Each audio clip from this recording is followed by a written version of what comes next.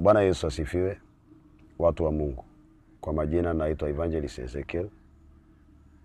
Ninachukua fursa hii siku ya leo kuwatakia ndugu zetu Waislamu, ndugu na dada zetu Waislamu, sherehe hii ama sikukuu hii ambao ni muhimu sana kwao wakati huu kwenye kalenda yao. Sikukuu ya Idul Adha ni kipindi ambacho Waislamu wanakumbuka kitendo cha imani ambacho Abrahamu alikuwa tayari kutoa mwanawe kwa ajili ya kutii sauti ya Mungu. Alikuwa tayari kumtoa sadaka kwa ajili ya kutii sauti ya Mungu. Na katika sherehe hii sisi sote tukumbuke kwamba sisi ni wana wa Mungu. Sisi sote, haijalishi dini, Mungu alituumba sote. Na ikiwa ni hivyo, kumbuka Kristo anasema ya kwamba ninawaachieni sheria moja: pendaneni, mpendane. Love is the key principle of Christ. Lakini Islam inamaanisha peace.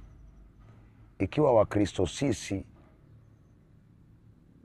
tunaenzi upendo, Waislamu amani, ikiwa tunaweza kuishi katika upendo na amani, basi tutakuwa tunaishi maisha mazuri sana.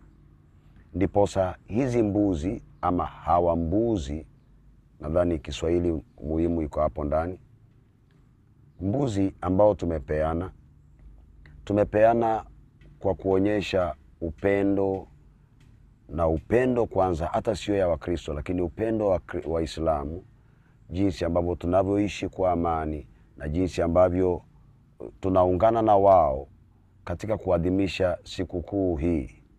Maana tunahitaji kupendana zaidi. Upendo hauna mpaka wa dini. Na kama Mungu alituumba sote, basi hakuna mpaka wa dini. Kwa hivyo, ndugu zangu Waislamu, Mungu awabariki sana. Eid Mubarak. Na mkifanya hivyo, nasi tunawaombea kwa sikukuu hii. Mungu awabariki sana. Mungu awatendee mema sana. Eid Mubarak. Amen.